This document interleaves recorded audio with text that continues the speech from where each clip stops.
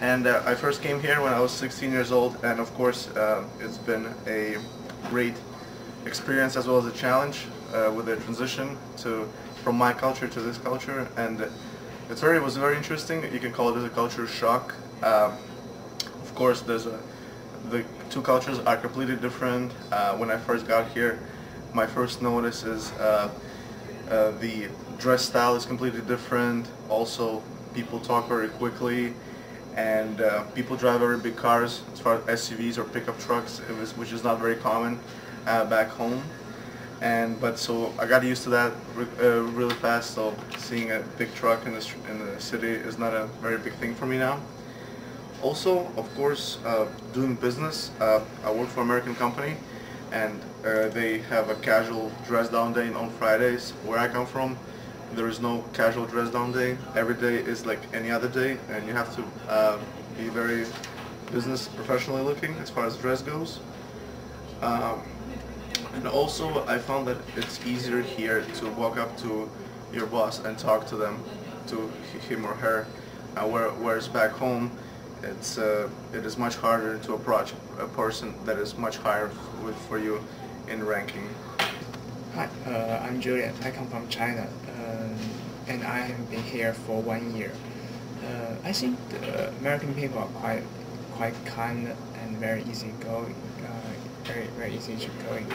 And the other thing I think is people are very, how to say, I think it's a kind of aggressive in class. For example, they are very engaged to say what they think in class, but you know, in China, people maybe, students maybe are very like to listen to teachers. Alright, so people in Brazil, they care more about appearance, like how you look like, than here. When I came here, I was so, surprised how people don't even care about how they look like on the streets, in the mall, or in school, where like people use pajamas in school, and we're all dressed up in pajamas, and in Brazil, if you wear pajamas, you're like a homeless person or someone. And like I used to have a teacher at Harvard, and one day I saw her in the street, and she was like all looking trashy, and then when I saw her and I showed my mom, she's like, who's that lady? And then I told her it was my professor, and then she was all surprised, like she would never look like that in Brazil. People in Brazil believe that the way to make money, the easiest way, is to get a corporate job.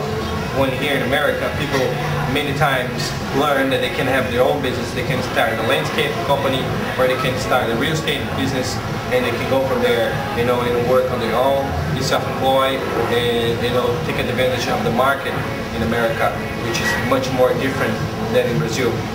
Once the market here offers much more opportunities.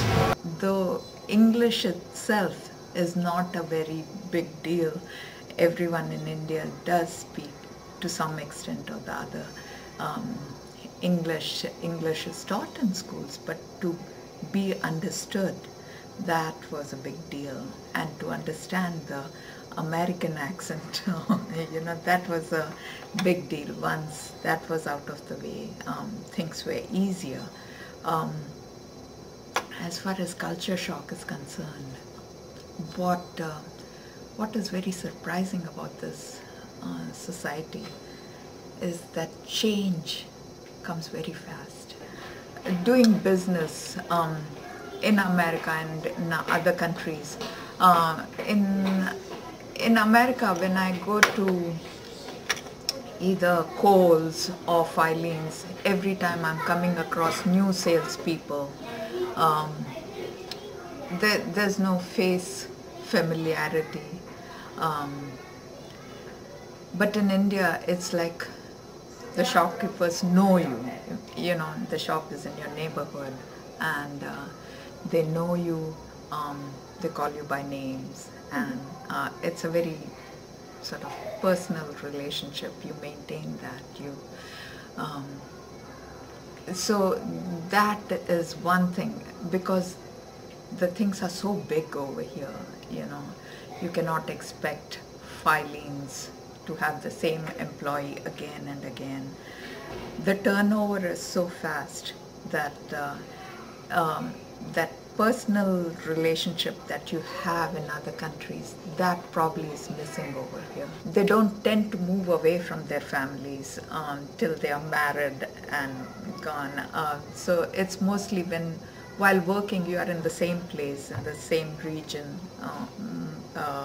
And that probably has got to do with the, being a collective society as opposed to the individual person that you want to become. And when you are very individualistic, you let the ambition take over. You'll give it a full 100% what you have got. A lot depends on cultivating relationship, maintaining. You've got to be very respectful to your grown-ups. You have to.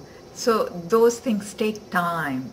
Here, things move faster, quicker.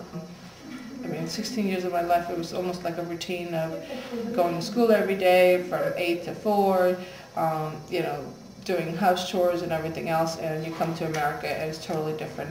People were very laid back, very informal. English, it was, I was placed in higher, this is what they do. You're brought up in the family, from day one, they always teach you to respect your elders and, respect your family. You love your family. Everybody lives with their family.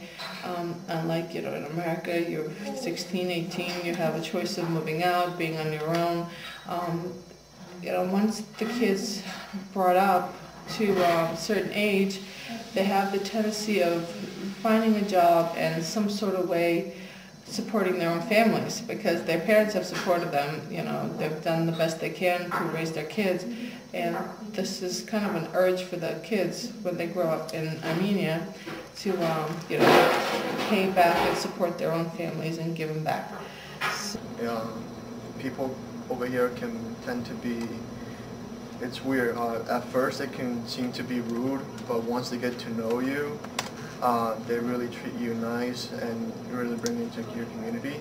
The biggest difference in doing business, I thought in North America, it's a much more larger scale, more progressive, more ambition. In South America, I think companies, well, maybe in the past, I haven't been there in 10 years, but when I was there, they try to blend in practices that we're doing here in America. So for example, executives will be sent to schools here in America to learn business models and things like that, and take them back to our country to try to, incorporate and assimilate that success.